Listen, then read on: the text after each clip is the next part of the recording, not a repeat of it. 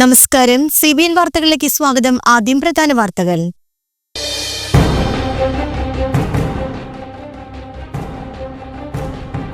കാട്ടാനയുടെ ആക്രമണത്തിൽ പ്ലാന്റേഷൻ തൊഴിലാളിക്ക് ഗുരുതര പരിക്ക്.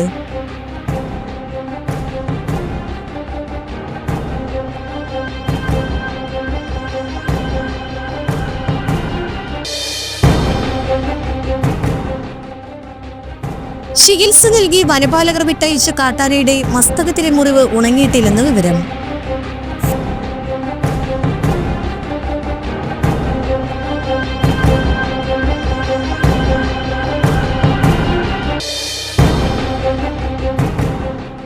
വഴിതടഞ്ഞ പരിപാടികൾ നടത്തുന്നതിനെതിരായ കോടതി ലക്ഷ്യ ഹർജിയിൽ നേരിട്ട് ഹാജരായി നിരുപാധികം മാപ്പപേക്ഷിച്ച് രാഷ്ട്രീയ നേതാക്കൾ.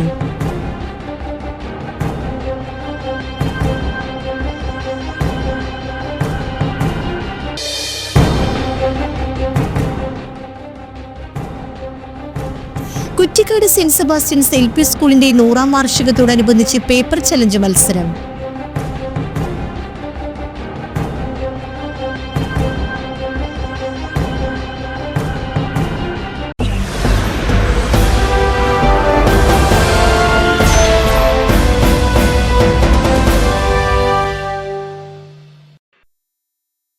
വാർത്തകൾ വിശദമായി. കാട്ടാനയുടെ ആക്രമണത്തിൽ പ്ലാന്റേഷൻ തൊഴിലാളിക്ക് ഗുരുതര പരിക്ക്. അയ്യമ്പുഴ സ്വദേശി പ്രസാദിനാണ് പരിക്കേറ്റത്. Plantation corporation Kallala estate block കശ്മാവിൻ തോട്ടത്തിൽ ജോലിക്കിറങ്ങിയ തൊഴിലാളിക്ക് നേരെ ആന പാഞ്ഞെടുക്കുകയായിരുന്നു. പരിക്കേറ്റ പ്രസാദിനെ അങ്കമാലി ലിറ്റിൽ ഫ്ലവർ ആശുപത്രിയിൽ തീവ്ര പരിചരണ വിഭാഗത്തിൽ പ്രവേശിപ്പിച്ചു.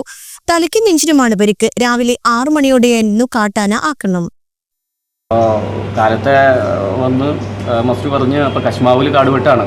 കശ്മാവിൽ കാടുവെട്ട് ലേഡീസാണ് കശ്മാവിൽ. അപ്പോൾ ലേഡീസിനെ വിടുന്നതിന് മുമ്പ് കശ്മാവിലേക്ക് ആളുകളെ ആനയെ ഓടിക്കാനായിട്ട് ആളെ വിടാറുണ്ട്. കോർപ്പറേഷൻ തന്നെ ആളുകളെ ഒന്ന് കവർ ചെയ്യാനായിട്ട് വിടാറുണ്ട്. അങ്ങനെ പോയതാണ് ഞങ്ങൾ. പോയപ്പോൾ ആന ഒരു 3-4 ആന ഉണ്ടായി. അപ്പോൾ ആന ഞങ്ങൾ ഓടിച്ച് സാധാരണ അങ്ങനെ ഉണ്ടൊക്കെ പിടിച്ച് ഓടിക്കാറാണ്. അപ്പോൾ അങ്ങനെ ഒച്ചയുണ്ടാക്കി ഓടിക്കുന്ന സമയത്ത് ആന പെട്ടെന്ന് തിരിയാണ് ചെയ്തത്. ആന തിരിച്ച് ഓടിച്ചു. ഇയാളെ ആന എടുത്ത് കൊമ്പിനെറിഞ്ഞ് എറിയാണ് ഇത്. കശ്മാവിലേക്ക് എറിഞ്ഞ് കശ്മാവിലേക്ക് ചെന്ന് വീഴാണ്. കശ്മാവ് തട്ടി വീഴാണ് ഇത്. ആളെ തല മുറിഞ്ഞിട്ടുണ്ട്. ചങ്കിനാണ് പ്രശ്നം. ആള് വളരെ അവസ്ഥയാണ്. ആന എന്ന് പറഞ്ഞു കഴിഞ്ഞാൽ എപ്പോഴും 24 മണിക്കൂറും ആനയാണ്.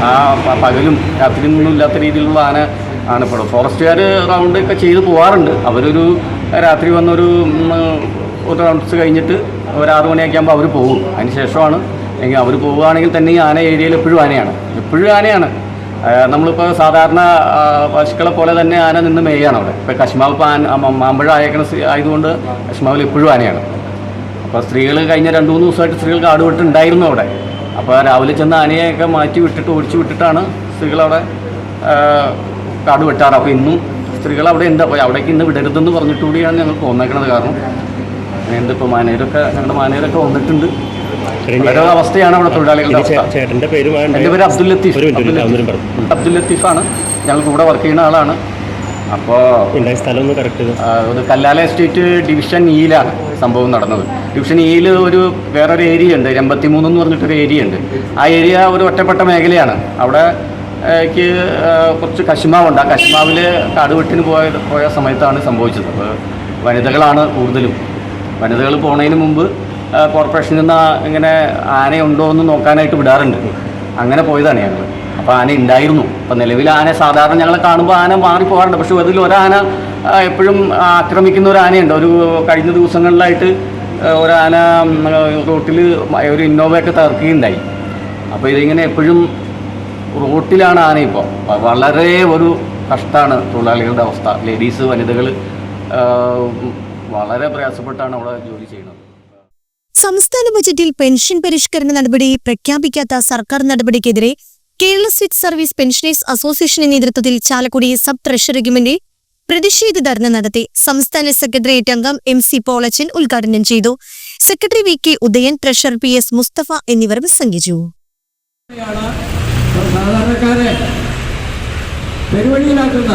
കഷ്ടപ്പെടുത്തുന്ന ഈ നയം സർക്കാർ തിരുത്തിയാൽ നല്ലതാണ് എന്ന് മാത്രമേ പറയാനുള്ളൂ. കാരണം തിരുത്തും തോന്നുന്നില്ല. അദ്ദേഹത്തിന് വായ തുറക്കാൻ മാത്രമേ അറിയാവുന്ന സാധാരണ ചെവി കേൾക്കാത്ത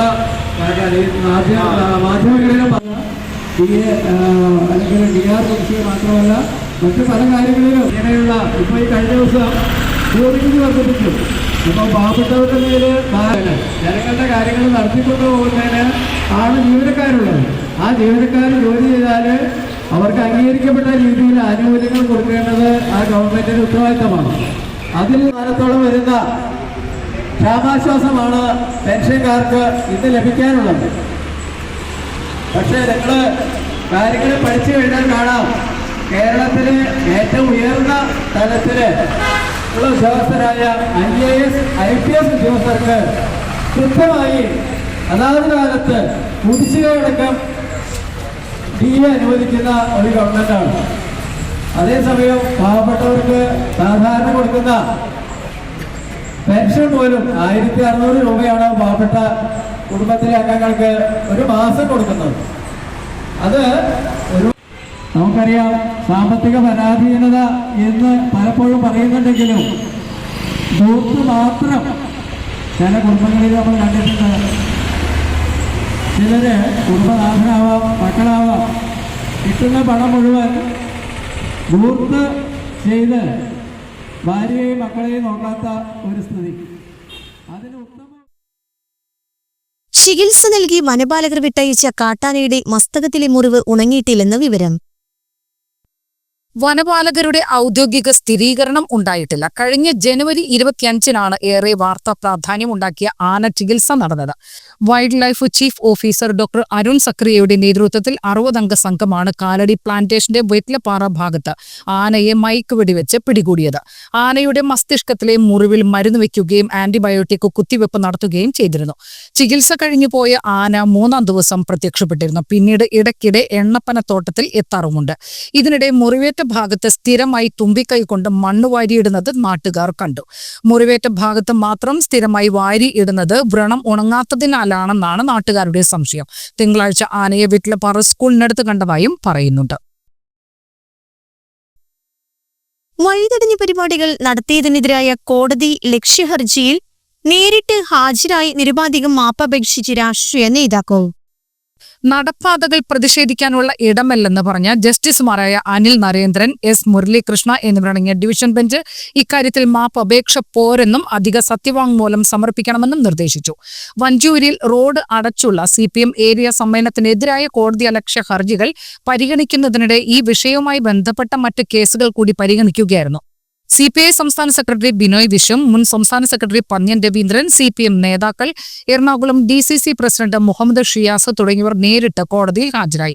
എല്ലാവരും നിരുപാധികം മാപ്പ് അപേക്ഷിച്ചു. ചെയ്തത് തെറ്റാണെന്നും ഇനി ഇക്കാര്യം ആവർത്തിക്കില്ലെന്നും നേതാക്കൾ പറഞ്ഞു. നടപ്പാതകൾ സമരങ്ങളും പ്രതിഷേധങ്ങളും നടത്താനുള്ളതല്ലെന്നും ആളുകൾക്ക് സഞ്ചരിക്കാനുള്ളതാണെന്നും കോടതി വ്യക്തമാക്കി. കേസിൽ ഈ നേതാക്കൾ ഇനി നേരിട്ട് ഹാജരാകേണ്ടതില്ലെന്ന് പറഞ്ഞ കോടതി ഇവരോട് വ്യക്തിഗത സത്യവാങ്മൂലം നൽകാനും നിർദ്ദേശിച്ചു.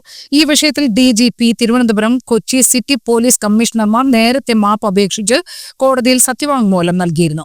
ഇത് തൃപ്തികരമല്ലെന്ന് കോടതി ചൂണ്ടിക്കാട്ടി. അഡീഷണൽ സത്യവാങ്മൂലം നൽകാനും നിർദ്ദേശിച്ചു. കേസിൽ CPM സംസ്ഥാന സെക്രട്ടറി MV ഗോവിന്ദൻ കോടതിയിൽ ഹാജരായില്ല. പകരം ബുധനാഴ്ച വൈകിട്ട് 4 മണിക്ക് കോടതിയിൽ ഹാജരാകും. തിങ്കളാഴ്ച നേരിട്ട് ഹാജരാകുന്നതിൽ ഇളവ് നൽകണമെന്ന് ആവശ്യപ്പെട്ട് നൽകിയ ഹർജി കോടതി അംഗീകരിക്കുകയായിരുന്നു. CPM തൃശൂർ ജില്ലാ സമ്മേളനം നടക്കുന്നതിനാൽ 10-ാം തീയതി നേരിട്ട് ഹാജരാകാൻ ബുദ്ധിമുട്ടുണ്ടെന്ന് MV ഗോവിന്ദൻ നേരത്തെ കോടതിയെ അറിയിച്ചിരുന്നു. ഇനിയൊരു ഇടവേള.